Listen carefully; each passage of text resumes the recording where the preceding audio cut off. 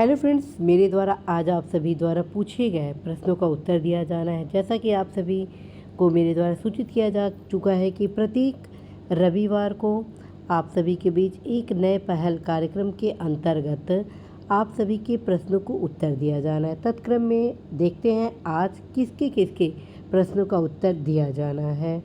तो आप देख रहे हैं साथियों, सबसे पहले आप सभी के बीच मेरे द्वारा क्वेश्चन उठाया जा रहा है कि एक घटना चक्र पढ़ ले जीएस पेपर को क्लियर किया जा सकता है क्योंकि समय कम है और स्टैंडर्ड बुक्स मैंने पढ़ी नहीं है, कृपया मार्गदर्शन करिए। फ्रेंड्स, आपको सभी को बताना है कि निश्चित रूप से इस परीक्षा के लिए घटना चक्र का पूर्वावलोकन अल्टीमेट सोर्सेज के रूप में है, बट आप ये सोचिए कि आप बस घटना चक्र पढ़कर जीएस के पेपर को कवर कर ले तो ये पॉसिबल नहीं है। उसका कारण है साथियों, सबसे पहले सुने आप ध्यान से, करंट अफेयर्स के क्वेश्चन लगभग 30 से 35 क्वेश्चन होते हैं जो कि आपके प्रीवियस ईयर पेपर से कवर नहीं होते। दूसरी तरफ फ्रेंड्स, जो अर्थव्यवस्था के क्वेश्चन होते हैं वो लगभग करंट अफेयर से संबंधित होते हैं। और ख़ास बात है फ्रेंड्स, ध्यान रखें 100% क्वेश्चन आप देखेंगे प्रीवियस ईयर पेपर से नहीं होते हैं। दूसरा चीज़, जो प्रीवियस ईयर जो घटना चक्र पूर्वावलोकन में विश्लेषण दिया गया है वो आप सभी के लिए पर्याप्त नहीं है। और इस एग्ज़ाम में यदि आप बस कोरम पूरा करने के लिए बैठना चाहते हैं तो उस दृष्टिकोण से यह घटना चक्र पूर्वावलोकन बेहतर सोर्सेज रहेगा, यह देखने के लिए कि पेपर किस प्रकार से आ रहा है। लेकिन यदि आप चाहते हैं सफलता प्राप्त करना तो अवश्य ही आप सभी को जो ऑथेंटिक बुक्स हैं संबंधित सब्जेक्ट के, जैसे जीएस के कई पार्ट में आप सब्जेक्ट देखेंगे, हिस्ट्री देखेंगे, पॉलिटी देखेंगे, ज्योग्राफी देखेंगे, साइंस देखेंगे, इकोनॉमी देखेंगे, एग्रीकल्चर देखेंगे, एनवायरनमेंट देखेंगे, as well as current affairs and other subject. जो जीएस काफ़ी लेंथी सिलेबस के रूप में जाना जाता है इस एग्ज़ाम के लिए, उसको आप सभी को एक ऑथेंटिक बुक के रूप में कवर करना ही करना होगा। साथ ही फ्रेंड्स, लुसेंट का सामान्य ज्ञान भी आप अवश्य पढ़ेंगे। फ्रेंड्स, आप सभी को मैं बता चुकी हूँ जो सेकेंड पेपर है उसके हिंदी क्यों इतना महत्वपूर्ण है। यदि आप अच्छे से पढ़ेंगे हिंदी तो मैथमेटिक्स नंबर प्राप्त कर सकते हैं। अब यहाँ पर मेरे द्वारा दूसरा क्वेश्चन उठाया जाना है कि मैं सरकारी सेवा में कार्यरत हूँ और बहुत समय से आपको फॉलो कर रहा हूँ। जैसे जैसे आपने बताया है मैंने अपनी जॉब के साथ साथ पढ़ाई की है, घटना चक्र के साथ खुद के नोट्स से सभी विषयों को अच्छे से पढ़ लिया है। अभी एक संस्थान के टेस्ट सीरीज लगाना शुरू कर दिए हैं। तो आपको बताना है सबसे पहले कि आपको बहुत बहुत शुभकामनाएं और बहुत ही हर्ष के साथ आपको अवगत कराना है कि विगत जो बैचेस हैं, चाहे वो 2010 हो, 13 हो, 14 हो या रिसेंटली जो बैच आए हैं 17, 16, 21, उनमें लगभग बहुत सारे ऐसे युवा सफल हुए हैं जो ऑलरेडी अन्य सेवा में सेवारत रहे हैं, लेकिन उन्होंने एक व्यवस्थित ढंग से क्रमशः तैयारी की है जिसके कारण वे सफलता प्राप्त किए। फ्रेंड्स, आपको मुझे बताना है कि आप निश्चित रूप से जो अन्य संस्थान के टेस्ट सीरीज को लगा रहे हैं ये एक अच्छा विकल्प है, लेकिन साथ में घटना चक्र का पूर्वावलोकन एक बेस्ट विकल्प के रूप में प्रीवियस ईयर के क्वेश्चन के रूप में माना जाता है। लेकिन यहाँ फिर मैं बताऊंगी, मात्र घटना चक्र या टेस्ट सीरीज लगा लेने से आप इस एग्ज़ाम में सफल नहीं हो जाएंगे, बल्कि जो आपके ऑथेंटिक पुस्तक है हर एक सब्जेक्ट के उसको आप अवश्य ही पढ़ेंगे, क्योंकि कंपटीशन बहुत ज़्यादा है इस एग्ज़ाम में। और इस टफ कंपटीशन के दौर में आप किसी भी प्रकार से कहीं पर भी लापरवाही न बरतें बल्कि तैयारी ढंग से करें। नेक्स्ट क्वेश्चन मेरे द्वारा उठाया जाना है कि इतनी सारी गाइडेंस चाहिए होती है बट सारे डप्ट होते हैं जो ऐसे कमेंट में सॉल्व नहीं हो पाते हैं। निश्चित रूप से जो डप्ट होते हैं, आपके बीच जो समस्याएं होती हैं, कन्फ्यूज़न होते हैं, वो थोड़े बहुत मतलब कि गाइडेंस क्लासेस से डाउट क्लियर नहीं हो पाते, लेकिन पूरा प्रयास होता है मेरे द्वारा कि आप सभी की जो समस्याएं हैं उसको गाइडेंस के माध्यम से समाप्त किया जाए। मैं फिर आप सभी को कहूँगी कि फ्रेंड्स, सबसे बेस्ट सफलता का स्रोत है संबंधित विषय के जो ऑथेंटिक पुस्तक है वो आप अवश्य अध्ययन करें, निश्चित रूप से आपको सफलता प्राप्त होगी। नेक्स्ट है नेक्स्ट है कि मैम आप अपनी रणनीति के बारे में शुरुआती दौर बताइए और परीक्षा के समय में कौन सी किताबों को ज़्यादा महत्व दिया आपने, कृपया हमें अपने मार्गदर्शन की बहुत आवश्यकता है। इसके संबंध में फ्रेंड्स आपको बताना है कि एक्चुअली फ्रेंड्स मैं सिविल सर्विस की तैयारी करती थी। तत्काल में मेरे द्वारा जीएस के हर एक सब्जेक्ट पर काफ़ी अच्छा फोकस किया गया और समीक्षा अधिकारी परीक्षा के लिए मेरे द्वारा विशेष तैयारी नहीं की गई। बावजूद समीक्षा अधिकारी का पेपर जब मेरे द्वारा दिया गया तो हिंदी के लिए मेरे द्वारा एक सुनिश्चित समय निर्धारित किया गया और सतत रूप से उसका अध्ययन किया गया। और लेकिन ये कहा जाए कि मैं समीक्षा अधिकारी की तैयारी नहीं की, ये गलत होगा। उसका कारण ये है कि ऑलरेडी मेरे द्वारा सिविल सर्विस की तैयारी की जा रही थी, जिसके कारण सामान्य अध्ययन का मेरा बहुत ही अच्छे से तैयारी हो चुका था और मैं बैठी, जिसके कारण मैं अपने बैच के में टॉप स्थान पे स्थान प्राप्त किए। तो फ्रेंड्स आप सभी को बताना है, ये रणनीति मेरी यही रही है कि जीएस के हर एक सब्जेक्ट को मेरे द्वारा एक ऑप्शनल सब्जेक्ट की तरह पढ़ा गया है, क्योंकि सिविल सर्विस के हर एक क्वेश्चन जो जीएस के होते हैं वो काफ़ी टफ होते हैं। उनको सॉल्व करने के लिए आपका कॉन्सेप्ट क्लियर होना चाहिए, फैक्ट भी क्लियर होना चाहिए, क्वेश्चन की क्या पैटर्न है इसकी पूरी जानकारी आपको होनी चाहिए।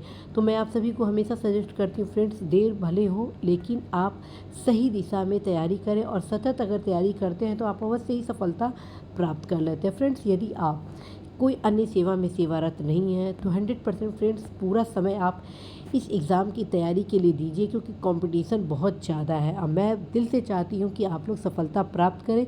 मेरे द्वारा लगातार आप सभी को रणनीति बताई जा रही है। आई होप कि आप सभी बहुत हद तक अपनी तैयारी को आगे बढ़ा चुके हैं और आने वाले समय में आप अवश्य ही सफलता में अपने नाम को भी अंकित करेंगे।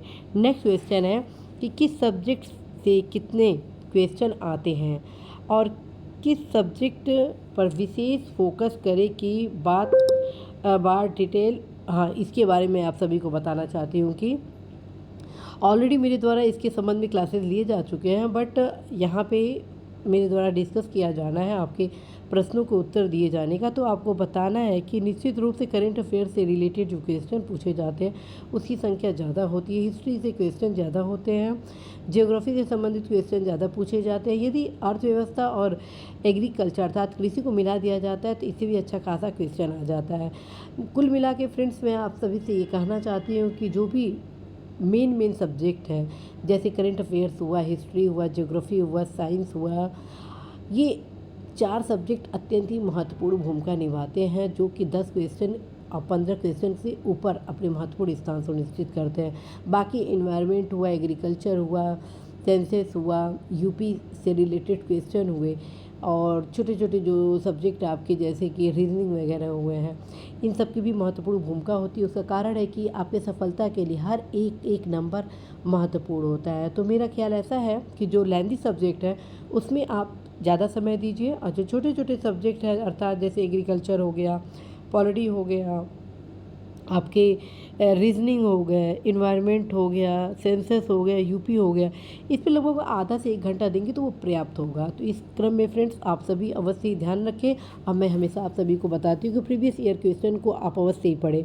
उसका मुख्य कारण होता है कि प्रीवियस ईयर के क्वेश्चन जब आप पढ़ते हैं तो स्वतः आप स्पष्ट हो जाते हैं कि किस सब्जेक्ट से ज़्यादा क्वेश्चन पूछे जा रहे हैं, किस सब्जेक्ट के किस टॉपिक से बार बार क्वेश्चन रिपीट किए जा रहे हैं और क्वेश्चन की क्या पैटर्न है। तो साथियों, इसको समझने के लिए आपको स्वतः संज्ञान लेना होगा, जिसके लिए आप सभी अवश्य ही प्रीवियस ईयर के पेपर का अध्ययन करें, जिससे आपका जो भी डाउट है वो भी क्लियर हो जाएगा। फ्रेंड्स मैं फिर से कहूँगी, जितना आप क्वेश्चन पेपर को सॉल्व करेंगे प्रीवियस ईयर के क्वेश्चन पेपर को, उतने ही आपके डाउट क्लियर होंगे और जैसे ही डाउट क्लियर होते हैं वैसे सफलता का भी मार्ग आप सभी का प्रशस्त होता है। अब नेक्स्ट क्वेश्चन है कि घटना चक्र के सभी विषय की पीडीएफ फाइल बनाकर टेलीग्राम चैनल पर भेजने की कृपा करें। फ्रेंड्स निश्चित रूप से मेरे द्वारा पूर्व में कुछ जो महत्वपूर्ण टॉपिक्स वगैरह थे अपलोड किए गए हैं आपके टेलीग्राम चैनल पर, आप देखिएगा, वहाँ पे सीमा गुप्ता यूपी सेक्रेटरीट नाम से टेलीग्राम चैनल है। और जहाँ तक रहा कि घटना चक्र के पूरे सब्जेक्ट का, तो ये फ्रेंड्स अभी हाल फिलहाल में कार्य की व्यस्तता के कारण संभव नहीं लग रहा है। अतः आप सभी से अनुरोध है कि अवश्य ये सब चीज़ आप अपने माध्यम से करें, डाउनलोड कर लीजिए, पीडीएफ बना लीजिए। और पीडीएफ क्या बल्कि आप उसका प्रिंट आउट निकाल के अच्छे से पढ़ाई कर लीजिए। अब नेक्स्ट क्वेश्चन है कि क्या घटना चक्र से क्लियर हो जाएगा? नहीं, इसका साफ उत्तर है नहीं। जो अन्य सब्जेक्ट है उसको आपको प्रत्येक दशा में पढ़ना ही होगा, मात्र घटना चक्र से आप नहीं सफल हो पाएंगे।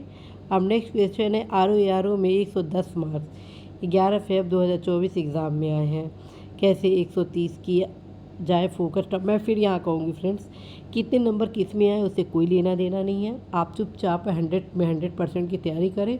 यदि आप 110, 120, 105 या 95, 98 नंबर के को दृष्टि अपने केंद्र मान के तैयारी करेंगे तो ये मान के चलिए कि आप कंपटीशन से बाहर हैं, क्योंकि कंपटीशन बहुत ज़्यादा है। और यदि आप सही दिशा में तैयारी करेंगे तो अवश्य ही आप कंपटीशन के हिस्सा बनेंगे, बल्कि आप सफलता भी प्राप्त करेंगे। नेक्स्ट क्वेश्चन है, नेक्स्ट भर्ती कब तक देखने को मिलेगा इसके संबंध में? तो फ्रेंड्स आप सभी को बताना भी तो हाल फिलहाल में इस एग्ज़ाम को हो जाने दीजिए, उसके बाद आगे की रणनीति के संबंध में अर्थात आगे की वैकेंसी के संबंध में आप सभी को बताया जाएगा। लेकिन यहाँ पे मैं क्लियर कर देती हूँ कि नेक्स्ट जो विज्ञापन है वो भी आप सभी के बीच आना है। उसका कारण है कि लगातार वैकेंसीज़ हैं वो अच्छी खासी संख्या में बढ़ने की पूरी संभावना है।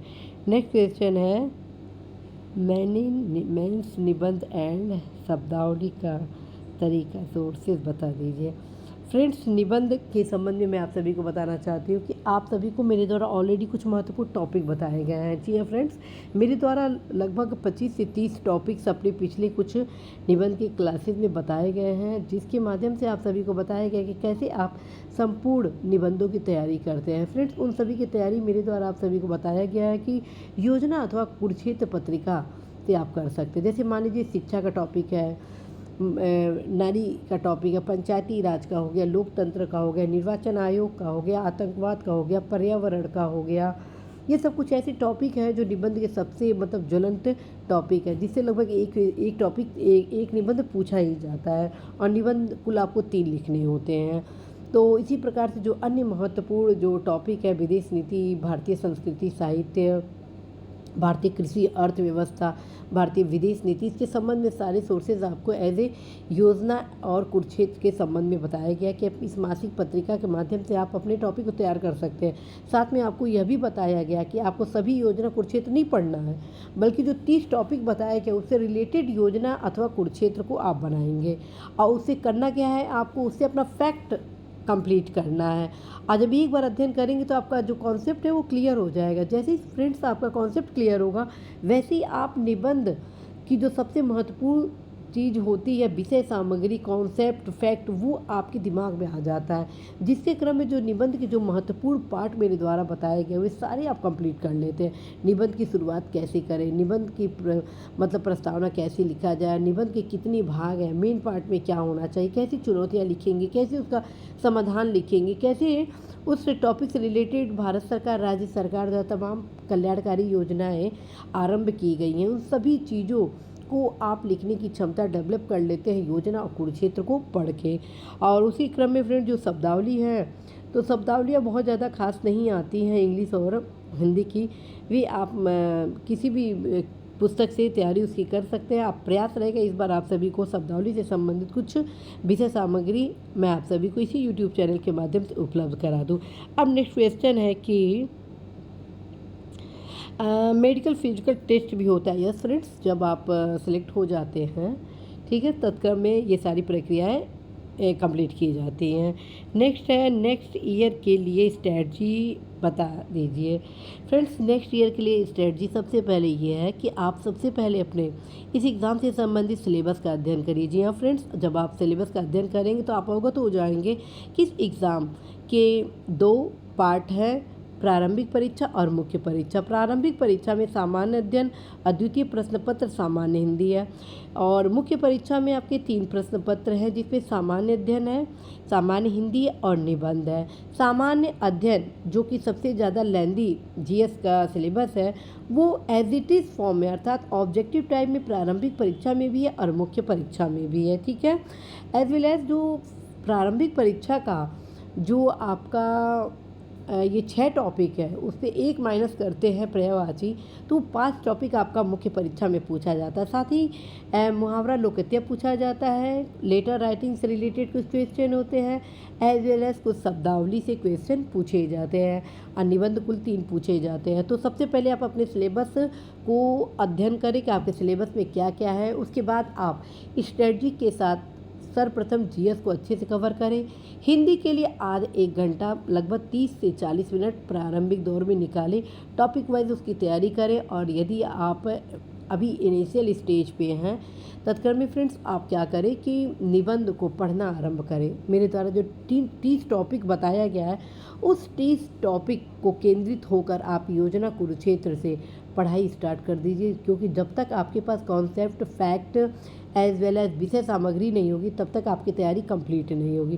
फ्रेंड्स आशा है विश्वास है कि आप निश्चित रूप से कर्मठता के साथ अभी से तैयारी आरंभ कर देंगे। आप सभी के लिए नेक्स्ट वैकेंसी क्रम में शीघ्र ही क्लासेस आरंभ किया जाएगा। हालांकि मेरे द्वारा पूर्व में भी महत्वपूर्ण क्लासेस लिए गए हैं, आप अवश्य ही उसमें गाइडेंस फॉलो करें, निश्चित रूप से फ्रेंड्स आप सफल होंगे।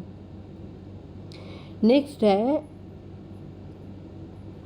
आज के लिए बस इतना ही। अब नेक्स्ट क्लासेज में आप सभी को बताया जाएगा। आशा है विश्वास है कि फ्रेंड्स आप सभी अवश्य ही सफलता प्राप्त करेंगे। और आप सभी के बीच यूं ही मैं कमेंट बॉक्स अर्थात नई पहल के तहत आप सभी द्वारा पूछे गए प्रश्नों का उत्तर मैं देने का पूरा प्रयास करूंगी। और मैं आप सभी से बोली थी कि जब एग्ज़ाम होने वाला रहेगा तो मैं आप सभी से पुनः जुड़ूंगी, पुनः आप सभी के बीच आऊँगी आप सभी की क्लासेस को लेने के लिए, इस आशा के साथ कि आप सभी अवश्य ही अपने पढ़ाई में मन लगा कर तैयारी करिए, बल्कि आप तेज़ी से करिए क्योंकि एग्ज़ाम काफ़ी निकट है। All the best.